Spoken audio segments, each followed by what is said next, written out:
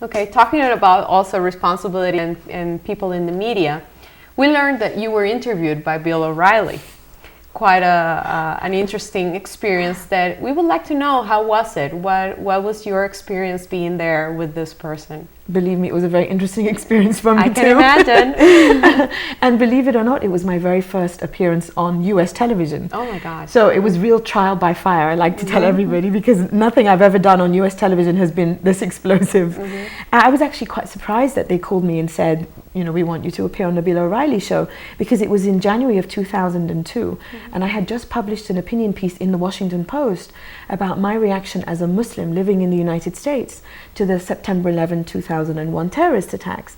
And my point was that Osama bin Laden and Al-Qaeda do not represent me. I am a Muslim who is very upset that her religion was hijacked by these terrorists, and they do not speak for me, but there are countless other Muslims who also feel this way, and that I'm very sad to think that some people will always associate Islam and Muslims with these awful attacks.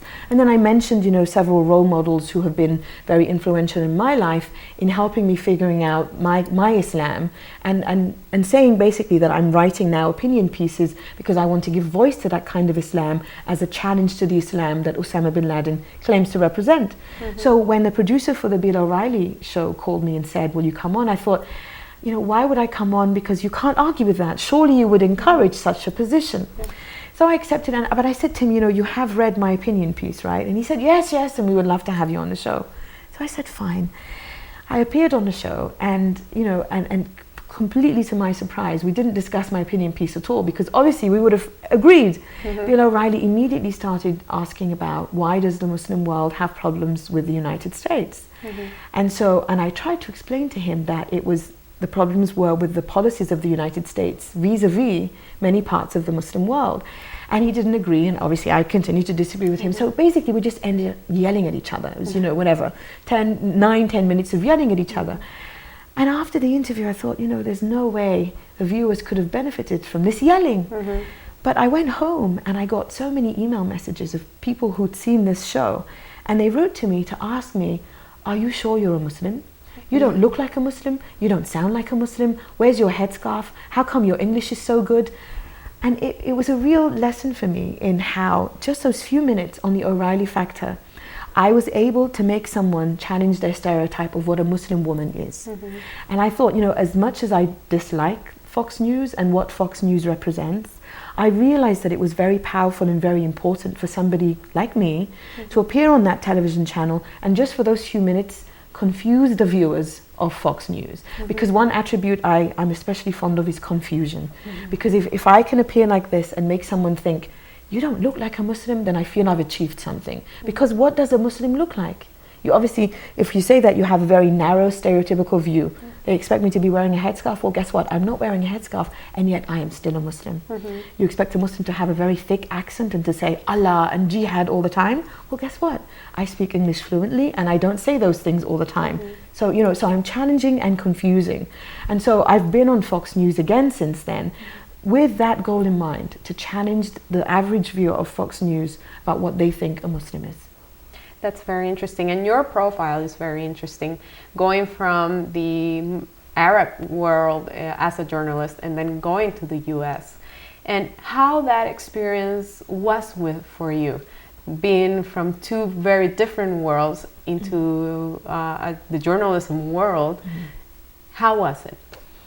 I think what was instrumental in my kind of ability to play that role was the fact that we left Egypt, my country of birth, when I was 7. So at a very young, kind of open age, I learned what it's like to become a minority, to become an outsider. And I think once you learn what it means to be an outsider, you develop, first of all, a fondness, because I'm now very comfortable being the foreigner.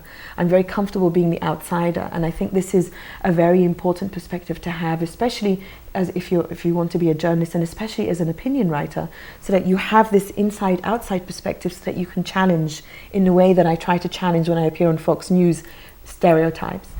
But I also, developed a love for the world. I developed a love for traveling, and I developed a very fluid identity, which I think is a very modern way of being. Because when I look at my parents, they left Egypt when they were 31.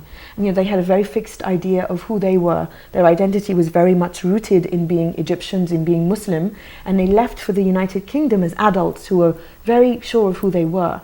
But I left Egypt when I was very young, and my identity then became very fluid. So now if you ask me who am I say, well, I was born in Egypt, I live in New York, I grew up in the UK, in Saudi Arabia, I lived in Israel, and where is home? Wherever my suitcase happens to be, because it's very fluid. I'm also a Muslim, I'm also a feminist, I'm also a woman.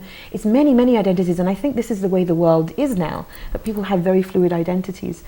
So what I like to describe myself now as being is a bumblebee, and a bumblebee that flies from place to place and picks up pollen from the various places I go to and drops them in the new place in the hope that this pollen will be caught by a flower that will then benefit from it. It's a very romantic way of looking at myself, but I like to think that this pollen will be influential, and the pollen obviously is my ideas and my words, and that they will be influential and challenging, so that I can challenge the stereotypes on both sides, because the Muslim Arab world also has stereotypes of what the West is.